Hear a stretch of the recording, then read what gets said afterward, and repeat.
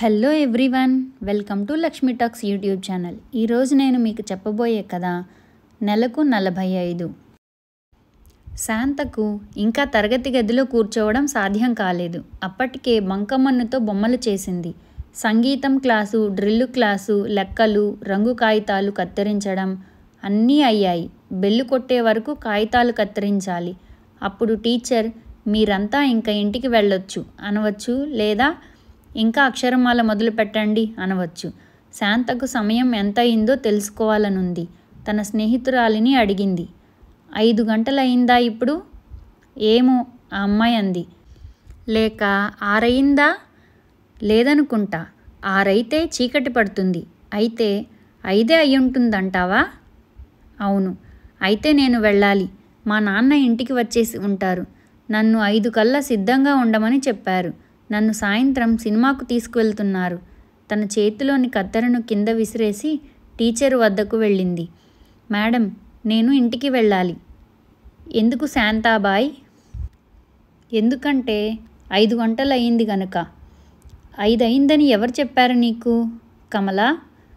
ఇంకా 5 కాలేదు. ఇప్పుడు సమయం అక్కడ గడియారం ఉంది చూడు, దాన్ని చూసి సమయం ఎంతయిందో చెప్పు. నీకు మొన్ననే గడియారం చూడ్డం చెప్పానుగా. శాంత గడియారం కేసి చూస్తూ కష్టపడి లెక్కలు చేసి చివరికి ఇప్పుడు 9 గంటలయింది అంది. ఉపాధ్యాయుని అక్కడున్న పిల్లల్ని పిలిచి, మీలో ఎవరు గడియారం చూసి నాకు సరిగ్గా సమయం చెప్తారు? చాలామంది శాంతతో ఏకీభవించి 9 గంటలని చెప్పగా ఉపాధ్యాయుని వాళ్లను చూసి, మీరందరూ పొడుగు చేతిని మాత్రమే చూస్తున్నారు. పొట్టిది ఎక్కడుందో చూడండి అంది. 2:30లో ఉంది. అంటే సమయం ఎంత?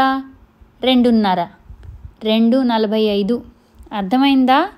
ఇంకా మీరందరూ మీ మీ స్థానాలకు వెళ్ళండి. శాంతి తిరిగి మళ్ళీ 10 నిమిషాల్లో ఉపాధ్యాయుని వద్దకు వచ్చి, మేడం, ఇప్పుడు అయిందా?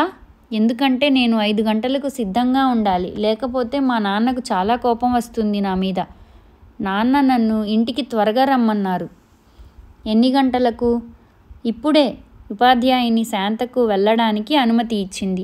వెంటనే శాంత పుస్తకాలు తీసుకొని ఆనందంతో అరుస్తూ పరిగెత్తుకుని వెళ్ళింది. అలాగే ఇంటికి పరిగెత్తుతూ వెళ్ళి పుస్తకాలు కింద పడేసి, అమ్మా అమ్మా అని అరిచింది. అమ్మ పక్కింటి నుంచి పరిగెత్తుతూ వచ్చింది. పొరుగావిడితో కబుర్లు చెప్పడానికి వెళ్ళిందావిడ. ఇంత త్వరగా వచ్చేసావేం? అడిగింది తల్లి. నాన్న వచ్చారా? అడిగింది శాంత. శాంత కాఫీ కానీ టిఫిన్ కానీ తీసుకోలేదు. ముందు బట్టలు మార్చుకొని తయారవుతానని మొండికెత్తింది. తన పెట్టె తెరిచి అన్నిటికంటే సన్నని నాజూకైన గౌను, నిక్కర్స్ వేసుకుంటానని అంది. పొడుగాటి గౌను, వత్తైన కోటు వేసుకోవాలని అమ్మ అంది. శాంత తను పెన్సిళ్ళు, చాక్పీస్ ముక్కలు, రిబ్బన్లు పెట్టుకునే పెట్టె నుంచి రిబ్బన్ తీసింది. అమ్మకు కూతురికి మధ్య దుస్తులు గురించి వాగ్వివాదం జరిగింది. చివరకు అమ్మే తలవంచాల్సి వచ్చింది. శాంత తనకిష్టమైన గులాబీ రంగు ఫ్రాక్ వేసుకొని, పోనీటైల్ వేసుకొని, ఆకుపచ్చ రిబ్బన్ వేసుకుంది. తర్వాత ముఖానికి పౌడర్ వేసుకొని కుంకుమతో బొట్టు పెట్టుకుంది. తర్వాత అంది, ఇక నాన్న నన్ను చూస్తే అప్పుడే సిద్ధంగా ఉన్నందుకు చాలా మంచి పిల్ల అంటారు. నువ్వు కూడా మాతో వస్తున్నావా అమ్మా? ఈరోజు రాలేనమ్మా. శాంత ఇంటి ముందున్న చిన్న గేటు వద్ద నుంచొని వీధిలోకి చూసింది.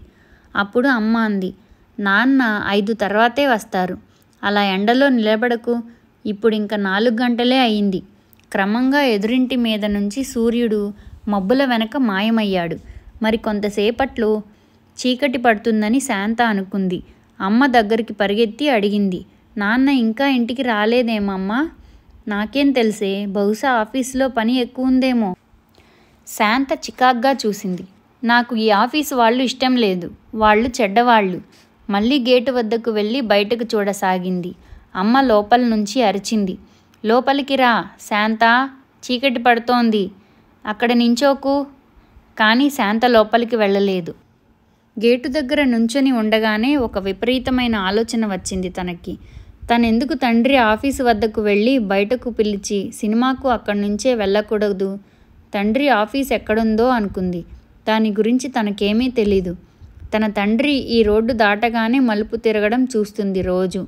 బహుశా అలా వెళ్తే తండ్రి ఆఫీసులోకే సరాసరి వెళ్తానేమో అనుకుంది.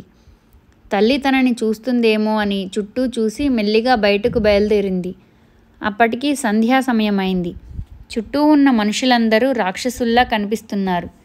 ఇళ్ల గోడలు చాలా ఎత్తుగా కనిపిస్తున్నాయి. పక్కన రోడ్డులో పోతున్న సైకిళ్ళు, బళ్ళు తన మీదికి వస్తున్నట్టు కనిపిస్తున్నాయి. రోడ్డుకు ఒక చివర నడుస్తోంది. కాసేపటికి వీధి దీపాలు వెలిగాయి. రోడ్డు మీద వెళ్తున్న వారు నీడల్లా కనిపిస్తున్నారు. తను అప్పటికే 2 మలుపులు తిరిగింది. తను ఎక్కడ ఉందో తెలియడం లేదు. రోడ్డు పక్కన కూర్చొని గోళ్లు కొరకడం మొదలుపెట్టింది. ఇంటికి ఎలా వెళ్లాలో కూడా తెలియలేదు. తన పక్కింట్లో పనిచేసే అతను అటువైపుగా వెళ్తూ ఉంటే లేచి అతని ముందు నించుంది. అయ్యో, నువ్వు ఇక్కడ ఒంటరిగా ఎందుకున్నావు? అడిగాడు. తను నాకు తెలీదు, నేను ఇక్కడికి వచ్చేశాను. నన్ను మా ఇంటికి తీసుకెళ్తావా అని అడిగింది. మరి కాసేపటికి శాంత తన ఇల్లు చేరుకుంది. ఆ రోజు ఉదయం శాంత తండ్రి వెంకట్రావు ఆఫీసుకు వెళ్ళబోతూ ఉండగా ఒక జట్కా రోడ్డు మీద వెళ్తూ సినిమా కరపత్రాలు పంచింది. శాంత వీధిలోకి పరిగెత్తి ఒక కరపత్రం తీసుకొని పైకెత్తి చూపి, నాన్న, ఈరోజు సాయంత్రం నన్ను ఈ సినిమాకు తీసుకువెళ్తావా అని అడిగింది.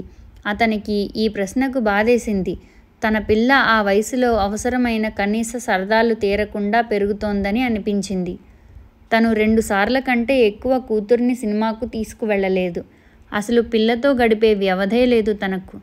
తన కూతురి వయసు పిల్లలకు బొమ్మలు, దుస్తులు, బయటకు వెళ్ళడాలు కావలసినంత లభిస్తూ ఉంటే తన కూతురు మాత్రం అవేవీ లేకుండా ఒంటరిగా ఒక అనాగరికురాలిగా పెరుగుతోంది. తన ఆఫీసు మీద అతనికి చచ్చేంత కోపం వచ్చింది. నెలకు 40 రూపాయల జీతంతో వాళ్ళు తన సేవలను కొనేశారు. తన భార్యను, కూతురిని పట్టించుకోకుండా ఉన్నందుకు అతను పశ్చాత్తాపపడ్డాడు. కనీసం తన భార్యకు తనకంటూ ఒక మిత్ర బృందం ఉంది. ఆవిడ వయసులో పెద్దది కనుక. కానీ పిల్ల మాట ఏమిటి? ఆ పిల్ల జీవితం ఎంత నిస్సారంగా, నిరుత్సాహంగా ఉంటోంది. ప్రతిరోజు తనని రాత్రి 7-8 గంటల వరకు ఆఫీసులో ఉంచేసినందువల్ల తను ఇంటికి వచ్చేసరికి పిల్ల నిద్రపోతూ ఉంటుంది. ఆదివారాలు కూడా పనికి పిలుస్తారు. వాళ్ళు తనకు వ్యక్తిగత జీవితం ఉండదని ఎందుకు అనుకుంటారు? పిల్లను ఓ పార్కుకు కానీ సినిమాలకు కానీ తీసుకువెళ్ళడానికి వాళ్ళు అసలే సమయం ఇవ్వరు. తను వాళ్ళ చేతిలో కీలుబొమ్మని కాదని నిరూపిస్తాడు. అవసరమైతే మేనేజర్తో పోట్లాట కూడా పెట్టుకుంటాడు. అందుకే కూతురితో దృఢ సంకల్పంతో అన్నాడు, నిన్ను ఈరోజు సాయంత్రం సినిమాకు తీసుకువెళ్తాను. 5 గంటలకు సిద్ధంగా ఉండు. నిజంగానా అంటూ శాంత అమ్మ అని పిలిచింది. తల్లి వంటింట్లోంచి వచ్చింది. నాన్న సాయంత్రం నన్ను సినిమాకు తీసుకువెళ్తున్నాడు అంది. శాంత తల్లి అపనమ్మకంగా నవ్వింది. పిల్లకు అబద్ధపు వాగ్దానాలు చెయ్యొద్దు. వెంకట్రావు ఆమె కేసి ఉరిమి చూశాడు. చెత్తగా వాగకు. అక్కడికి వాగ్దానాలు నిలబెట్టుకోవడం నీకొక్కదానికే చేతనైనట్లు అన్నాడు. శాంత కేసి తిరిగి అన్నాడు, సరిగ్గా 5 గంటలకు సిద్ధంగా ఉండమ్మా. నేను వచ్చి నిన్ను ఖచ్చితంగా తీసుకువెళ్తాను. నువ్వు గనక సిద్ధంగా ఉండకపోతే నాకు చాలా కోపం వస్తుంది.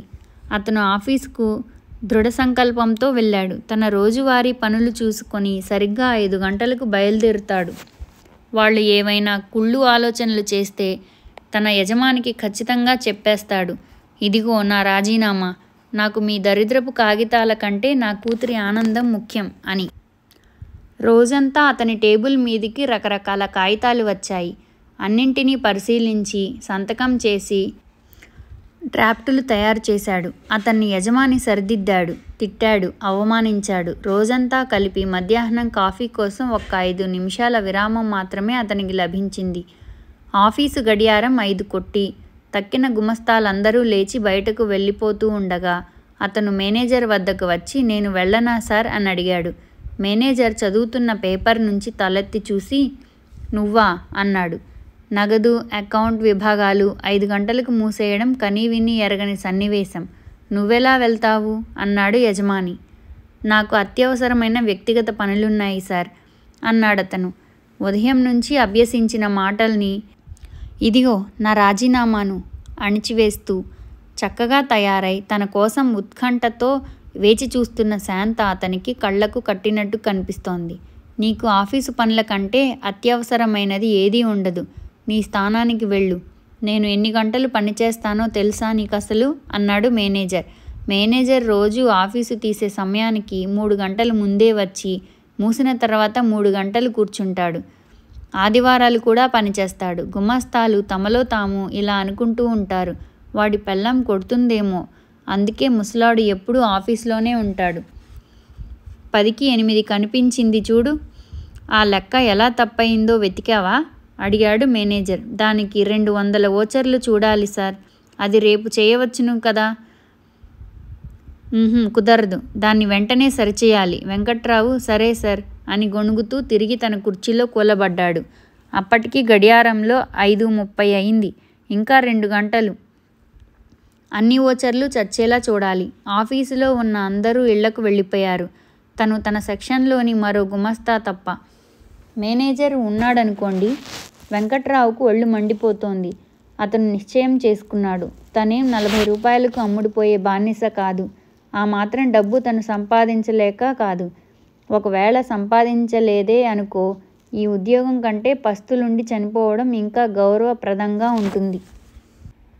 అతను కాగితం తీసుకొని దానిమీద రాశాడు, ఇది నా రాజీనామా. నా శరీరాన్ని, ఆత్మను 40 రూపాయలకు అమ్ముకుంటానని మీరనుకుంటే మీరు పొరపాటు పడినట్లే. ఈ బోడి 40 రూపాయల పేరిట ఏళ్ల కొద్దీ మీరు చేయిస్తున్న పని చేయడం కంటే నేను, నా కుటుంబం పస్తులుండి చావడమే ఇష్టపడతాం. నాకు ఇంక్రిమెంట్ ఇచ్చే ఉద్దేశం మీకు ఏమాత్రం లేదని నాకు తెలుసు. మీ లాభాలను తరచుగా పెంచుకుంటూనే ఉంటారు కానీ మా గురించి మాత్రం అప్పుడప్పుడైనా ఆలోచించరు. అయినా నాకు దాని మీద ఏమాత్రం ఆసక్తి లేదు. కనుక నా రాజీనామా స్వీకరించండి. నా కుటుంబం, నేను నాశనమైపోతే మా దయ్యాలు వచ్చి మిమ్మల్ని పీడించుగాక. ఉత్తరం మడిచి కవరులో పెట్టి సీలు వేసి మేనేజర్ పేరు రాశాడు.